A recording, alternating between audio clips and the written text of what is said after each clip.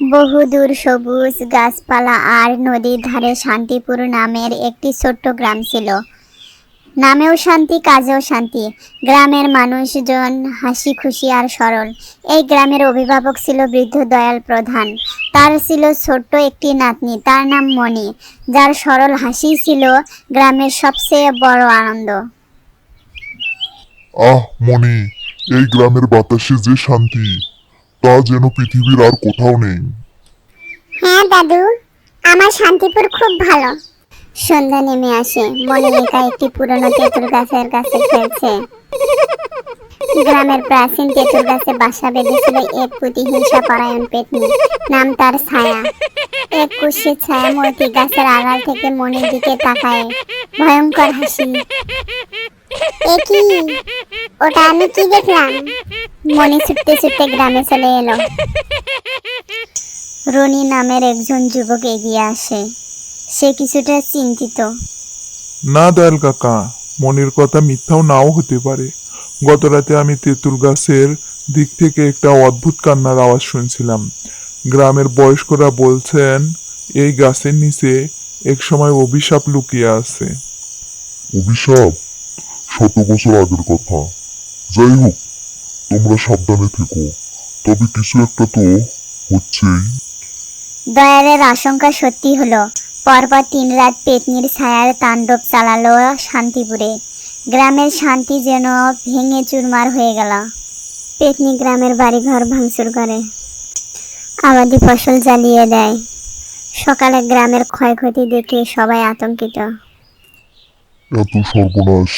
এ কোনো সাধারণ কাজ নয়, এটা পেতনির অভিশাপ। আমাদের গ্রামের শান্তি নষ্ট করতে এসেছে। আমাদের কিছু একটা করতে হবে দয়াল কাকা। শুনুন গ্রামবাসী, এই পুঁথিতে লেখা আছে, যখন গ্রামের শান্তি নষ্ট হবে প্রাচীন অভিশাপে, তখন একমাত্র বনপরী জোনাকি পারবে গ্রামকে রক্ষা করতে। তার জাদুকরি আলোই পারবে পেতনি এবং অন্ধকার দূর করতে। বনপরী? তাহলে তো আমাদের তাকে খুঁজে বের করতে হবে। আমি যাব, আমি পরি দেখতে চাই। রনি আর মনি জোনাকি পরীর সন্ধানে গভীর বনে প্রবেশ করে। চারিদিকে অন্ধকার ও নীরবতা। বনপরী জোনাকি সহজে ধরা দেয় না। রনি আর মনি গভীর জঙ্গলে বিপদ অপেক্ষা করে সামনে এগোতে থাকে। মনির মনে ছিল না কোনো ভয়, শুধু ছিল পরী দেখার সরল আশা। মনি একটি ছোট উজ্জ্বল ফুল দেখতে পেয়ে হাসে। সেই সময়ে একটি উজ্জ্বল আলোর ঝলকানি দেখা যায়। সেখান থেকে জোনাকি পরীর আবির্ভাব। তোমরা এই গভীর বনে কি করছো ছোট বন্ধুরা? আপনি কি পরী জোনাকি? আমাদের গ্রাম বিপদে, পেতনি ছায়া সব শেষ করে দিচ্ছে। দয়া করে আমাদের সাহায্য করুন জোনাকি পরী, আপনি আমাদের শেষ আশা। মানুষের ঝামেলায় আমি নাক গলাতে চাই না, কিন্তু এই নিষ্পাপ চোখের যে আকুতি তা উপেক্ষা করা যায় না। ঠিক আছে, আমি শান্তিপুরে যাব, কিন্তু মনে রেখো আমি শুধু পথ দেখাবো। লড়াইটা তোমাদেরকেই করতে হবে। পেতনির শক্তি হলো ভয়, আর তার দুর্বলতা হলো এই একতার আলো। জোনাকি পরী গ্রামে আসে। গ্রামবাসীরা অবাক হয়ে তাকায়। জোনাকি দয়াল প্রধান ও রনির সাথে পরিকল্পনা করে। পেতনির ছায়া তার প্রতিশোধের আগুনে জ্বলছে। তাকে হারাতে হলে আমাদের তার ভয়ে আনন্দে পরিণত করতে হবে। আজ রাতে আমরা সবাই মিলে একটি আলোর উৎসব করব। সবাই নিজেদের ঘরের সামনে সর্বোচ্চ উজ্জ্বল প্রদীপ জ্বালাবো। সেই আলোই হবে আমাদের প্রধান ঢাল। শুনেছেন তো সবাই, ভয় পাবেন না, সবাই এক হন। রনি, তুমি এই গ্রামের সবচেয়ে সাহসী ছেলেদের নিয়ে একটা দল তৈরি করো। আমরা সবাই মিলে একসাথে মন্ত্র জপ করব। গ্রামবাসীরা দ্রুত কাজে লেগে যায়। তারা শত শত প্রদীপ তৈরি করে। রনিত আর দল নিয়ে প্রস্তুত হয়। জোনাকি পরী জাদুকরি এ শক্তি নিয়ে একটি প্রতিরক্ষামূলক বলয় তৈরি করে। রাত হয়, গ্রাম আলোর বন্যায় ভেসে যায়। পেতনির ছায়া ভয়ঙ্কর রূপে গ্রামে প্রবেশ করে।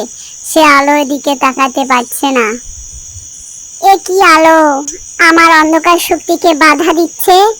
আমি তোমাদের শাস্তি দেব। ছায়া তার অন্ধকার শক্তি দিয়ে প্রদীপগুলো নেভাতে চেষ্টা করে। জোনাকি পরী এগিয়ে আসে। তোমার অভিশাপের দিন শেষ ছায়া। এই আলোয় শান্তিপুরের মানুষদের একমাত্র প্রতীক। একে তুমি নেভাতে পারবে না। জোনাকি ও ছায়ার মধ্যে জাদুকরী শক্তির লড়াই শুরু হয়। ছায়া তখন শক্তিশালী হয়ে ওঠে। তখন দয়াল প্রধান রনি এবং গ্রামবাসীরা মিলে জোরে একসাথে মন্ত্র জপ করতে শুরু করে। একতার বল, আলোয় শক্তি, পেতনির ছায়া হোক পরাজিত, জয় হোক শান্তির মুক্তি। জোনাকি পরি তার চূড়ান্ত জাদু ব্যবহার করে। সে একটি উজ্জ্বল জাদুকরী আয়নার পেতনিকে ছায়ায় আবদ্ধ করে দেয়। এখন তুই চিরদিনের জন্য এই আয়নায় বন্দি থাকবি। গ্রামবাসীরা উল্লাস করে।